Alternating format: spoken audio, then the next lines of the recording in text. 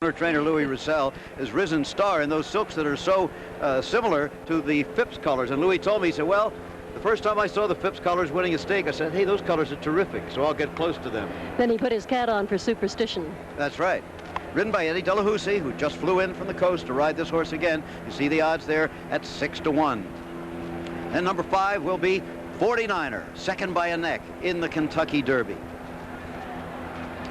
Ridden by Pat Day again, and you heard Pat say that he really rode the horse just as he wanted to in the Derby at 2-1, the second choice in the Betty at the moment. He proved that he could go the distance, though, Charlesy.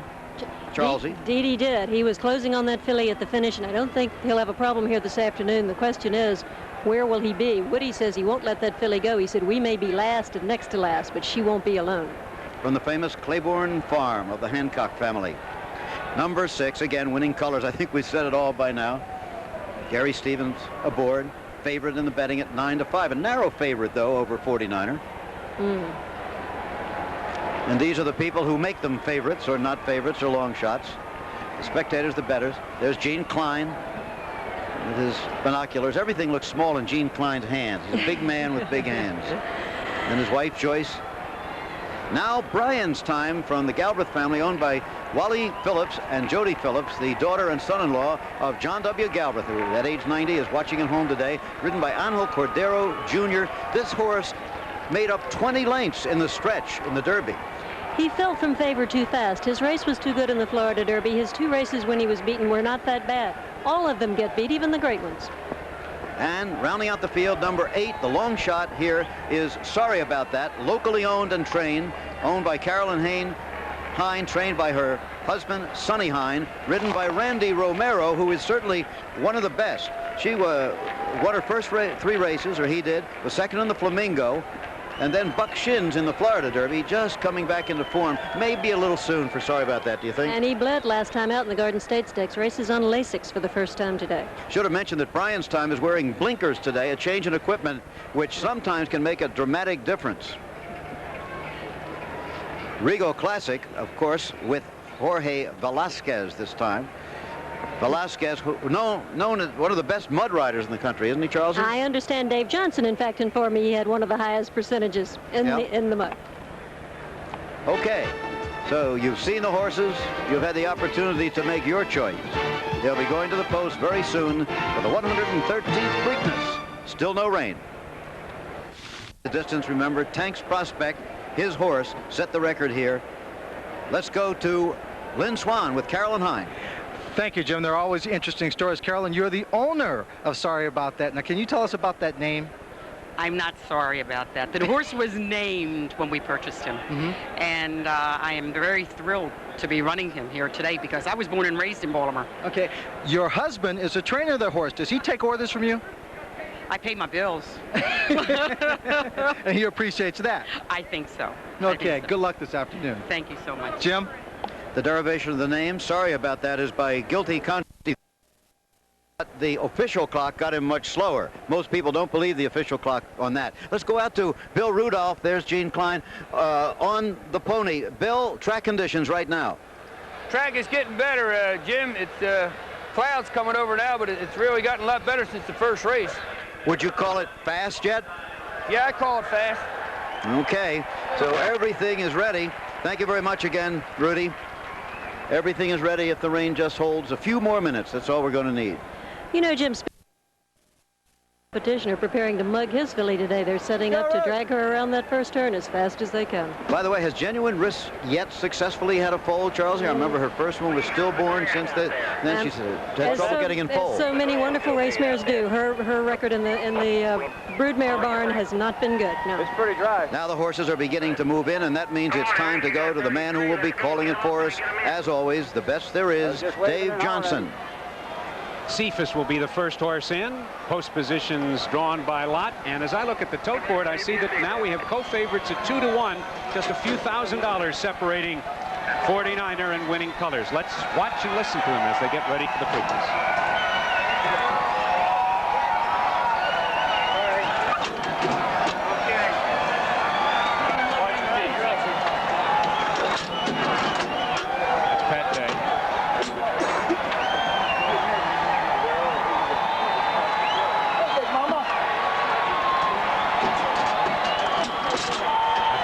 called the filly Big Mama as she moved into line. Hey, Dan.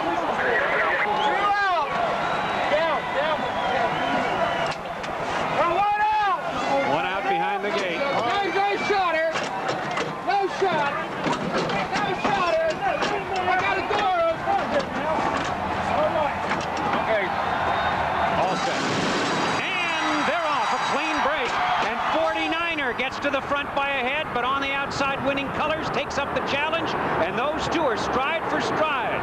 In the middle of the racetrack, Finder's Choice, a close-up third, and Regal Classic along the inside fourth with Risen Star past the stands for the first time, and it's 49er with Pat Day aboard, leading the way about 3 paths out from the rail.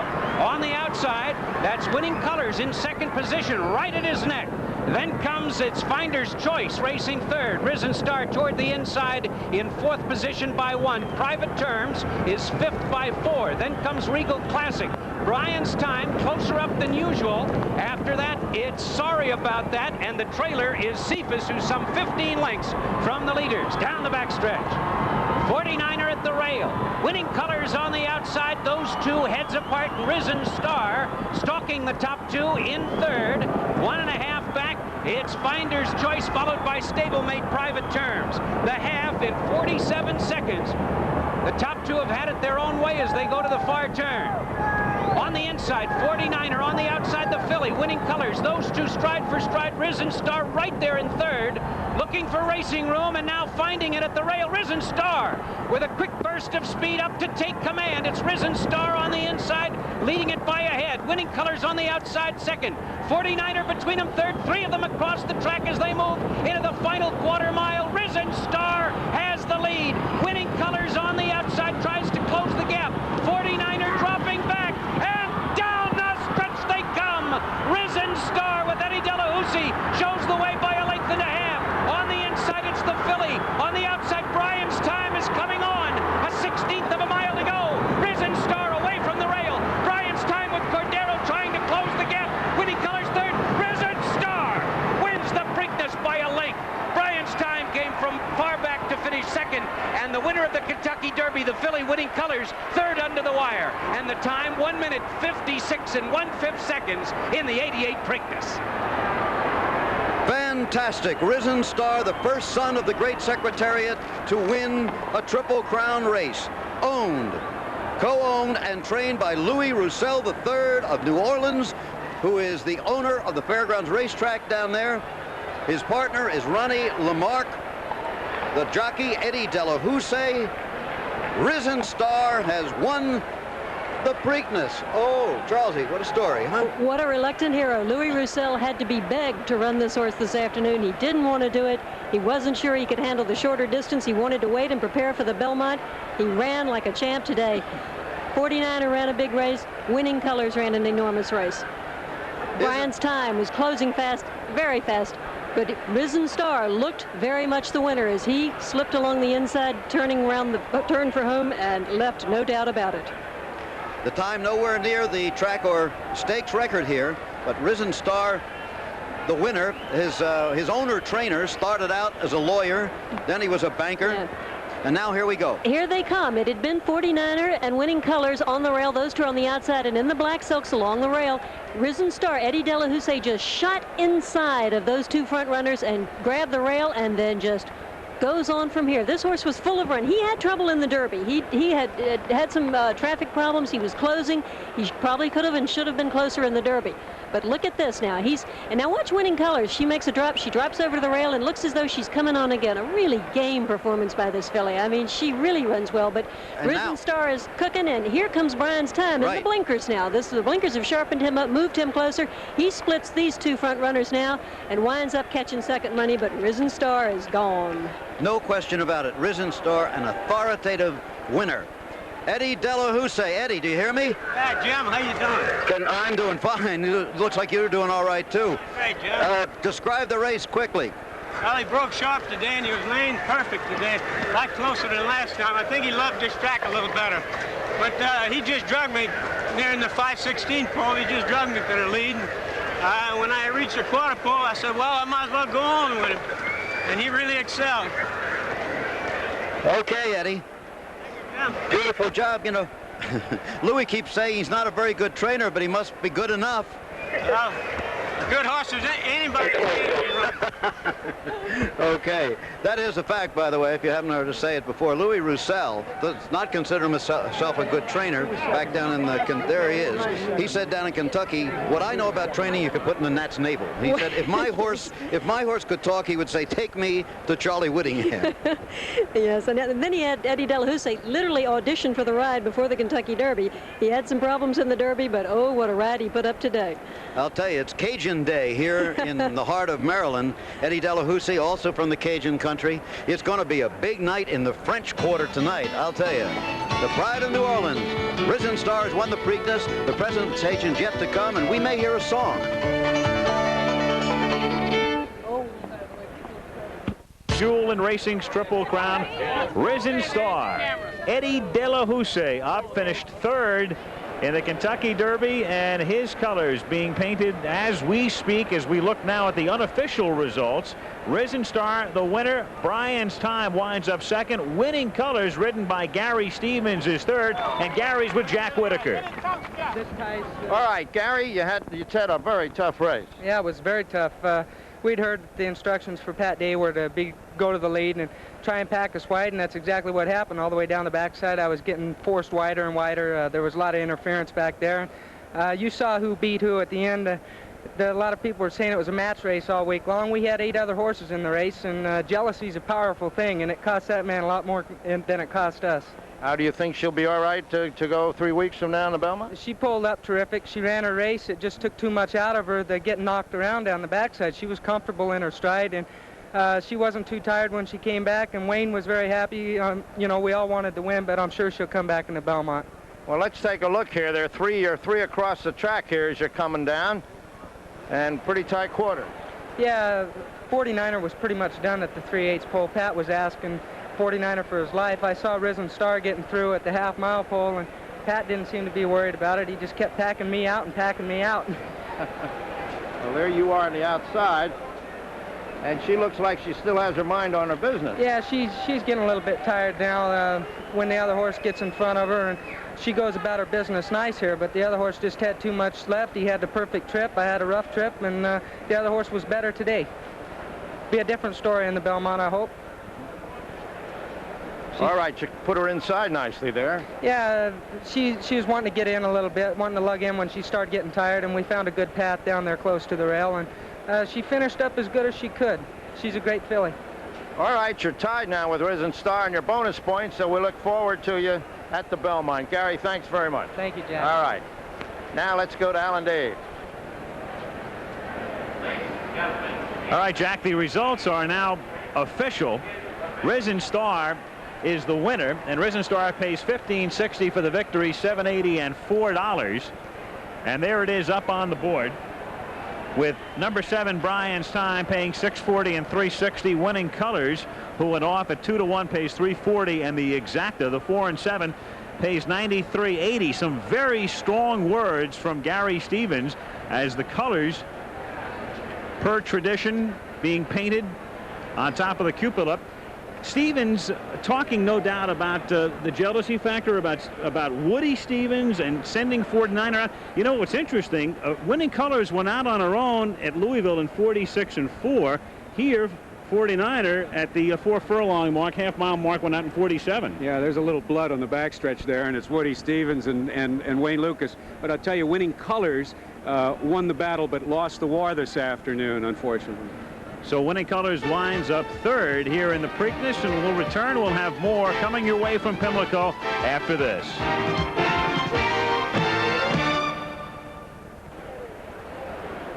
Well, a great day here in Baltimore. The rain held off, and a marvelous Preakness. Looks like they're going to break all the records here for handle and that sort of thing. 90 outlets across the country, and I'd like to introduce the man who has been leading Pimlico and Laurel in great strides forward, the president of the Maryland Jockey Club, Frank DeFrancis. Frank, congratulations on a great day. Thanks so much, Jim. It's been a great crowd, a great race, and it's my pleasure to introduce a great governor, William Donald Schaefer. Jim McKay, thank you. You are a goodwill ambassador not only for Maryland, but for the whole United States. And this man has done more for racing, I believe, in the whole nation. No one has done a better job than Frank DeFrancis. We're going to have more people here. We're going to have a bigger handle. But this race was the most spectacular thing in the world. Congratulations. I am so proud of what you did. And you were super race. And you, thank you very much, Governor. Really a great. Thank you very much. Thank you very much. Here, Governor, is the most valuable trophy in American sport, the Woodlawn Vase. And we want to lift that up if I can get about 5 people to lift it up with me. But it's really a great thing to be able to present it to you. Thank you, Governor. I want to tell you everything that you've done for the breeding industry in the state. I want to thank you. Oh, thank you very much. You've done a great job, Governor. I want to thank Eddie, and I want to thank my mother and father who are not here today, but they're back home pulling for me. I want to thank them both. What's the thrill? The thrill is to praise the Lord. The Lord made this horse win today, and it cleared up the track, and he able to run his race. And I want to thank everyone. Mr. DeFrancis was up there, and he can't be for any horse, but he started yelling, come on, come on, come on, come on, come on. You didn't wear the Mickey Mouse shirt. You look very dapper today. Let's take a look at the race with Eddie Delahousse. Eddie, come on in here. Ronnie Lamarck, you stand by. We'll get to you. Okay, here we go, Eddie. We're ready. Oh, took him a little while to let him go, didn't it? Yeah, there they go. He broke real sharp today. He was a lot sharper today, and I got him running a little sooner than last time. When he ran in the Derby, he wasn't as sharp, and today he was. Louis Roussel, the trainer, sharpened him up fairly well, and he was laying much closer than he was in the Derby, Jim. And I cut the corner. Everybody was staying out, and everybody said how deep the track was. I took a chance and stayed in. I wasn't dead on the rail, but I was in there enough. You know, this track, I'm sure you knew that, drains better on the rail. Unlike I didn't, a lot of tracks. Most tracks go the other way. Go the other way, I guess. Of course, they should go to inside regardless, but it depends how the track's formed. But he's relaxing real well there, and right here I was very confident. He was going very easy, and looked like Pat Day and Gary Stevens, their horses were going fairly easy, but they were head and head. And it was surprising to see 49 in front of the filly today. Well, he kept her honest for you, didn't he? Yes, Woody Stevens said he was gonna lay a little closer, and I was sure glad he did. It sure helped me out. He was your rabbit. He sure was, and I'll tell you right here, boy, when I got on the inside of him, he started running, and I said, well, might as well let him go. Eddie, that's a beautiful move right there. Thank you, Jim. He moved very nice. Headed for the home stretch at this point. You feel like you were in command? Right here, as soon as we hit the stretch and when he straightened out, I felt real confidence. When I reached and got him, he really excelled. Where do you see how Brian's time was coming at the end? I don't know whether you were aware of that. No, I figured somebody might be coming from off of it. It looked like he, as you said, he was coming on at the end. 49er fading at this point. Winning colors hanging on, though. And here comes Brian's time. Yes, he was closing fast. But my horse had enough left, Jim. He really kept digging. And there was the finish. Congratulations again to Eddie Delahousse. Thank you. And there was your reaction as they came. Let's get Ronnie Lamarck up here. Ronnie, get in here for a minute. Your moment is, Ronnie Lamarck has written a song about Risen Star. He is the co-owner of the horse. I told him if you win the race, Ronnie, you are on national TV, just like the old Ed Sullivan show. Let's hear the Risen Star song. This is Ted Mack, the original amateur. Yeah. Here goes. Way down yonder in New Orleans, Risen Star is the king of kings. Star's the talk of the town there. Oh, you know what I mean. Oh, that foxy filly with all those colors. I might as well go ahead and warn you, stop. Star's gonna win the Preakness Stakes. Go ahead and bat, tap out. Stop.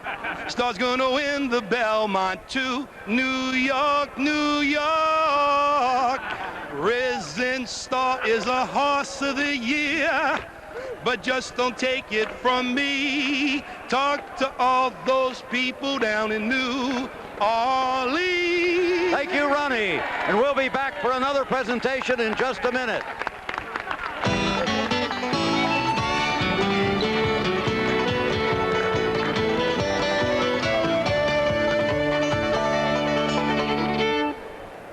Be a great driving car.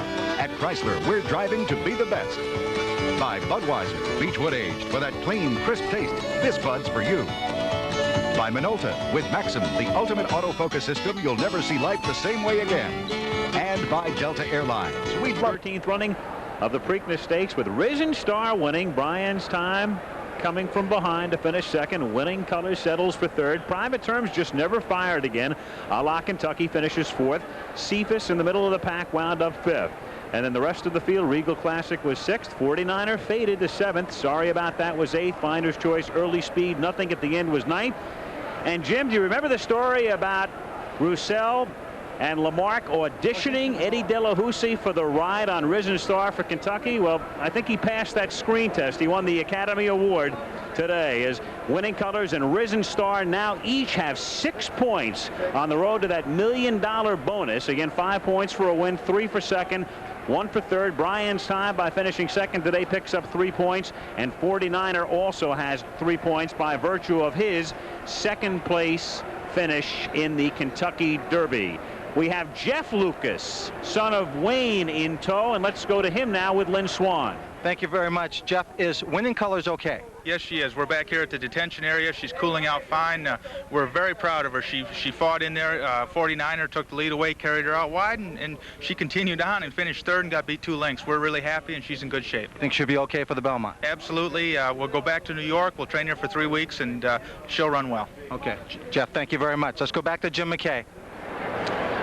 Okay, we're here now with Clark Batuli, who is the general marketing manager of the Chrysler Corporation, with jockey Eddie Delahousie, who didn't know what was coming here. He must not have been reading all about this. He must not have, but this is a very special day, I know, for Eddie, and it's also a very special day for all of Chrysler Corporation and its 3,000 Chrysler Corporation dealers. We have the opportunity, sponsoring the Chrysler Triple Crown Challenge, to give the winning jockey of the Preakness a brand new 1988 Chrysler LeBaron convertible. And Eddie, I must tell you, you gave that horse one hell of a ride today, and we're going to give you one hell of a ride. So congratulations to you. All right, Clark. Thank you very much, Clark. I really appreciate it. And we're going to enjoy this, too. Great. Juanita, I don't see you reaching for the keys. No, I got to let him have it. He did the work. It's his car. Son of a... Yeah, until I get home, Jim. Okay, congratulations. Thanks to you, Clark Batuli. And I think that's going to about wrap it up here. The skies are still overcast, but it hasn't rained. It's been a beautiful day in the heart of Maryland. There is Gene Klein, not jumping and signaling touchdown this time. Disappointed, of course. And the winning co-owner and trainer, Louis Roussel. Who said he wasn't a good trainer? He did. And there's the winning symbol that we're #1. Tomorrow on ABC Sports, Oldsmobile presents the Winston Stock Car Race, live except on the West Coast. Then Mutual of Omaha's Spirit of Adventure takes a look at Africa's poaching wars. And next Saturday, ABC's Wide World of Sports presents boxing action as Team USA battles the USSR in a heavyweight invitational, plus the World Cup Weightlifting Championship and a live Indianapolis 500 report. So stay tuned for ABC's World News Saturday and your local news over most of these ABC stations, except on the West Coast, where you'll see ABC's Professional Bowlers Tour from Phoenix. A promotional fee was paid by Chrysler.